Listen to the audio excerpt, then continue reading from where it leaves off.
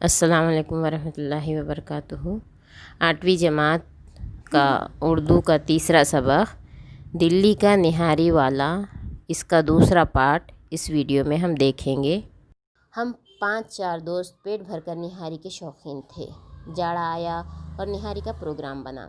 یوں تو اتوار کے اتوار باری باری سے کسی نہ کسی کے گھر پر نہاری اڑا ہی کرتی تھی، لیکن ہر 15ویں دن اور اگر کوئی باہر کا مہمان آ گیا تو اس معمول کے علاوہ بھی خاص دکان پر جا کر ضرور کھا لیا کرتے تھے، ہمارا دستور تھا۔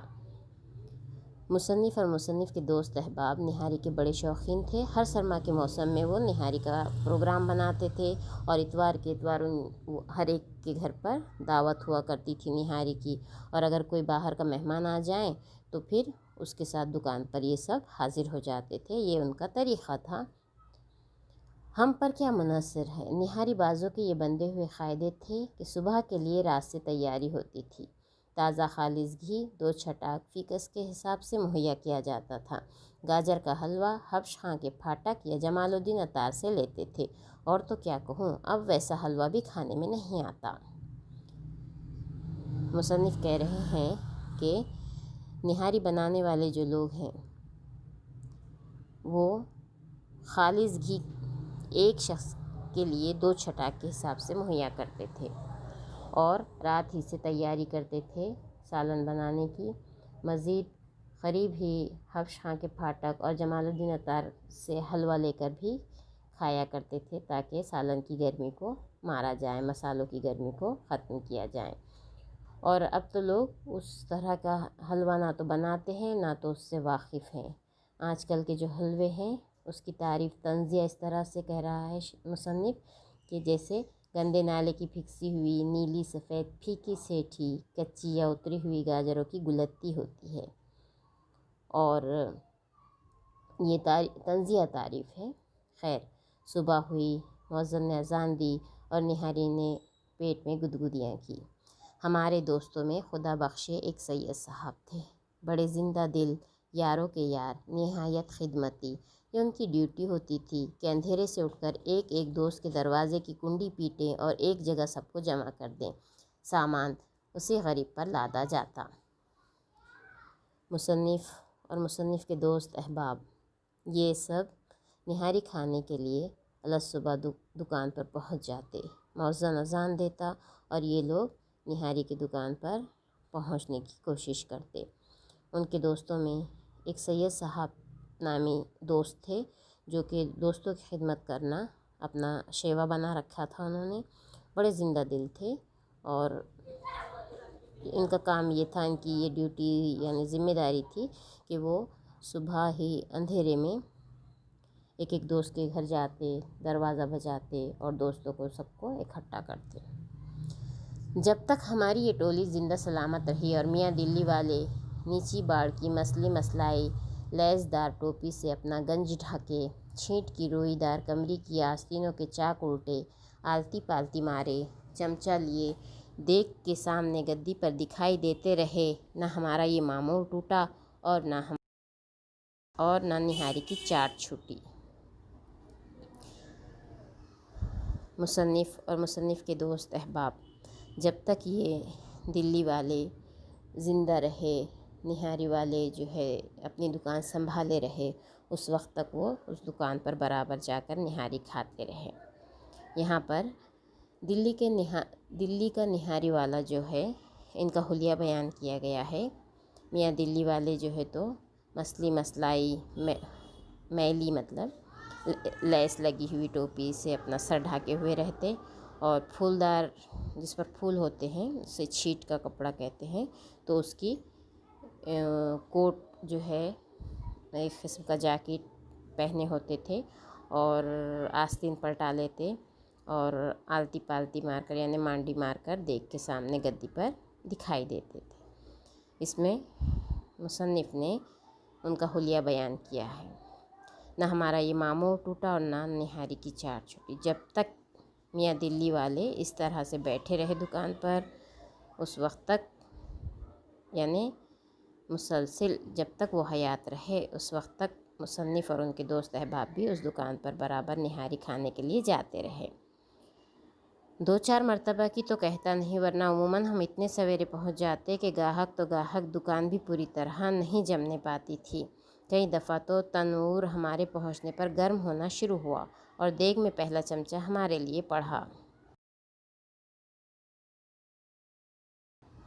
मुसन्निफ़ का जो मामूल है वो दुकानदार के ज़िंदा सलामत रहने तक जारी रहा और मुसन्निफ़ सुबह सवेरे अपने दोस्तों के साथ वहाँ पहुँच जाते थे।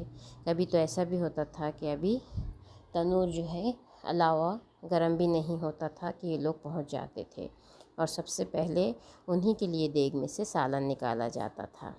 दुकान के सारे आदमी हमें जान गए थे और मियाँ दिल्ली वाले को भी हमसे ख़ास दिलचस्पी हो गई थी। 3-4 मौक़ों पर उसने ख़ुसूसियत के साथ हमारे बाहर वाले अहबाब की दावत भी की और ये तो अक्सर होता था कि जब अलीगढ़ या हैदराबाद के कोई साहब हमारे साथ होते वो मामूल से ज़्यादा खातिर करता। मुसन्निफ़ और उनके दोस्त अहबाब अक्सर व बेशतर दुकान पर जाते थे, इसलिए दुकान के तमाम काम करने वाले वर्कर्स जो हैं वो उनको पहचानने लगे थे और मियाँ दिल्ली वाले भी उनका ख़ास ख्याल रखते थे। और जब भी मुसन्निफ़ के दोस्त अलीगढ़ या हैदराबाद के उनके साथ होते तो वो मामूल से ज़्यादा उनकी मेहमान नवाजी करते थे। फरमाइश के अलावा नली का गूदा भेजा और अच्छी अच्छी बोटियाँ भेजता रहता और बावजूद इसरार कि कभी इन चीज़ों की कीमत ना लेता। अब ये अपने शहर वालों की पासदारी कहाँ, हमारी वज़ह में क्या सलवटें आईं कि ज़िंदगी की शराफत ही में झोल पड़ गए। अब उमूमन हम अगर किसी दुकान पर जाएं और इजाफ़ी चीज़ मंगाएं तो हमको इजाफ़ी चार्जेस भी देना पड़ते हैं, पैसे भी देना पड़ते हैं, लेकिन ये जो मियाँ दिल्ली वाले थे ये एक्स्ट्रा चीज़ें भेजते थे और कभी उसके पैसे नहीं लेते थे। तो ये उनकी वज़ादारी थी। आज लोगों की ज़िंदगी में हमारी जो वज़ा है इसमें सलवटें आ गई है, झोल आ गया है, इसलिए ज़िंदगी की शराफत में भी झोल पड़ गए हैं। बातें बड़ी मज़े की करते थे। मुझको पुराने आदमियों से पुरानी बातें सुनने का बचपन से लपका है यानी शौक़ है। जब तक दुकान लगती गाहक आते मैं उनका दिमाग चाटा करता। यहाँ पर दिमाग चाटा करना यानी सच में दिमाग को चाटना नहीं, बल्कि मुहावरतन यानी बोर कर देना। एक दफ़ा मेरे चंद दोस्त बाहर से आ गए और आते ही फरमाइश की, यार निहारी नहीं खिलवाते। मैंने कहा, निहारी कल सुबह ही सही, वहीं से निज़ामुद्दीन चलेंगे। शाम को सैयद साहब से कह दिया और सवेरे ही दुकान पर जा पहुँचे। देग अभी खुली न थी, तनूर गर्म हो रहा था। हमें देखते ही दिल्ली वाले कहने लगे, हज़रत 15 मिनट इंतज़ार करना पड़ेगा, ज़रा तनूर का ताव आ जाए। मगर आज ये आपके साथ कौन साहब हैं, पंजाब के मालूम होते हैं। मुसन्निफ़ अक्सर व बेशतर अपने दोस्तों की फरमाइश पर उस दुकान पर जाया ही करते थे और बैरूनी शहर से आने वाले दोस्तों की फरमाइश भी पूरी करने के लिए उसी दुकान पर जाते थे। ऐसे ही उनके जो चंद दोस्त आए हुए थे उन्होंने निहारी की फरमाइश की और मुसन्निफ़ ने अपने सैयद साहब से कहकर सबको वहाँ पर इकट्ठा कर दिया। अब वो इतने सुबह पहुँचे कि उस वक्त तक तनूर गर्म नहीं हुआ था। तो मियाँ दिल्ली वाले ने उनसे कहा कि 15 मिनट इंतज़ार कीजिए और तनूर गर्म होने तक आपको रुकना है। मज़ीद उनके साथ जो दोस्त थे उनके बारे में कहा कि ये पंजाब के मालूम होते हैं, हाँ ख़ास मालियर कोटला के रहने वाले हैं। मैंने कहा, क्या याद करेंगे, निहारी तो खिला दो। मगर मियाँ निहारी में तो मिर्चें ज़्यादा होती है। जो कुछ भी हो, कोई सूरत ऐसी नहीं कि मिर्चों की झोंच कम हो जाए। खट्टे और घी के सिवा और क्या इलाज है। लेकिन मियाँ तुम्हारे खाने का मज़ा जाता रहेगा। खैर अल्लाह मालिक है, खिलाओ तो सही, अपनी तरफ से तो कमी नहीं करूँगा। फिर भी नाक आँख बहने लगे तो इनकी तकदीर। यहाँ पर मुसन्निफ़ के साथ जो दोस्त थे वो पंजाब के मालियर कोटला के थे और मियाँ दिल्ली वाले जानते थे कि ये सालन की जो तेज़पन है, जो तीखापन है, उसको पसंद नहीं करेंगे। तो इसलिए कह रहे हैं कि मियाँ निहारी में तो मिर्ची ज़्यादा होती है। मुसन्निफ़ कह रहे हैं कि कोई सूरत ऐसी नहीं है क्या जिससे मिर्चियों की तेज़ी कम हो जाए या उसका तेज़पन, तीखापन कम हो जाए। تو دکاندار کہہ رہے ہیں، میاں دلی والے کہتے ہیں کہ کھٹے اور گھی کے سوا اس کا کوئی علاج نہیں ہے، لیکن اس سے سالن کا مزہ جاتا رہے گا، یعنی کم ہو جائے گا۔ مصنف کہہ رہے ہیں کہ کھلاؤ تو صحیح، اللہ مالک ہے۔ اور دکاندار کہتا ہے کہ میں اپنی طرف سے پوری کوشش کروں گا، لیکن پھر بھی ناک آنکھ بہیں تو اب ان کی تقدیر۔ یعنی میاں دلی والے اس بات سے واقف ہیں کہ ساتھ آئے ہوئے پنجاب کے دوست جو ہیں وہ تیز پن برداشت نہیں کر سکیں گے، اور جو نہاری کا تیز پن ہے وہ کھانے کے بعد ان کی ناک آنکھ ضرور بہیں گی۔ تو اس طرح سے یہ ہمارا سبق ختم ہوا۔